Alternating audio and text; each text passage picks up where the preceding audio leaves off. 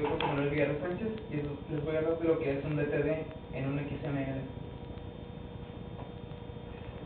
DTD significa Document Type Definition. ¿Qué es el DTD?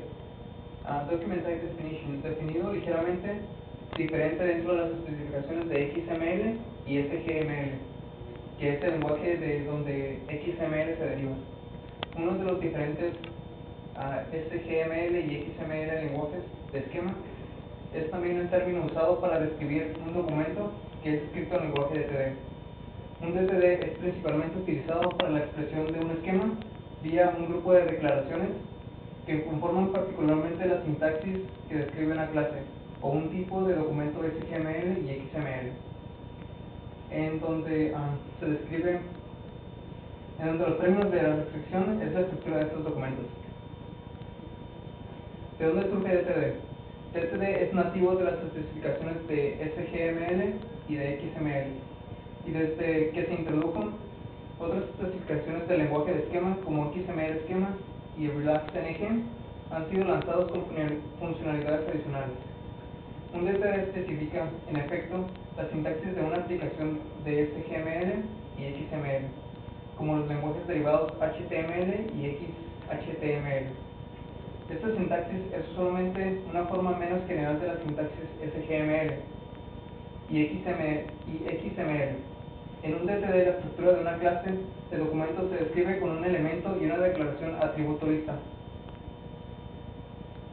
Las declaraciones de elementos nombran los grupos de elementos disponibles dentro de un documento.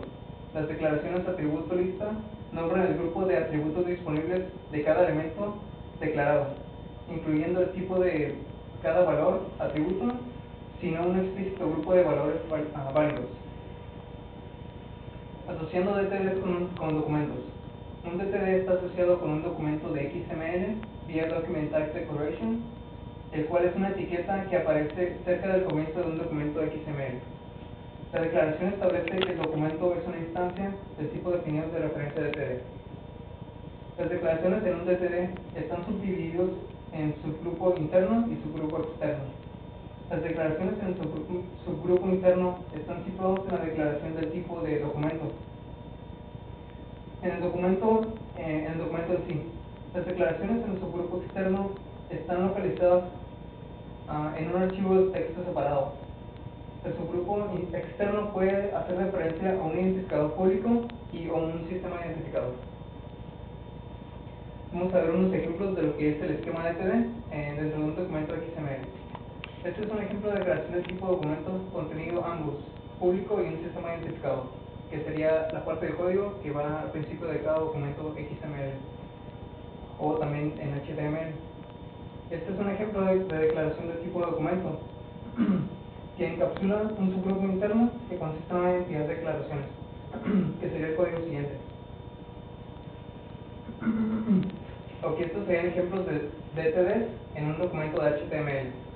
Todos los documentos HTML 4.01 espera que contengan uno de los tres siguientes DTDs de SGML. Los identificadores públicos de estos DTDs son constantes y como los siguientes, que serían estos tres siguientes.